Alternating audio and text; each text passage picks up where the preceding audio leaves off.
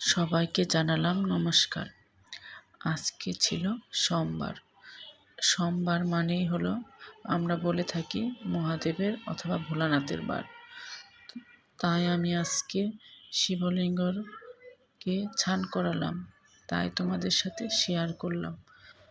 আমি তেমন পূজা পাঠ বেশি ভালো করে জানি না, আমার মন থেকে যতটুকু পারি আমি ততটুকু করার চেষ্টা করি।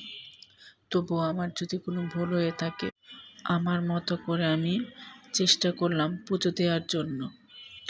তাই আমি প্রথমে শিবলিঙ্গকে স্নান করালাম, ঘি, মধু, দুধ আর চিনি দিলাম।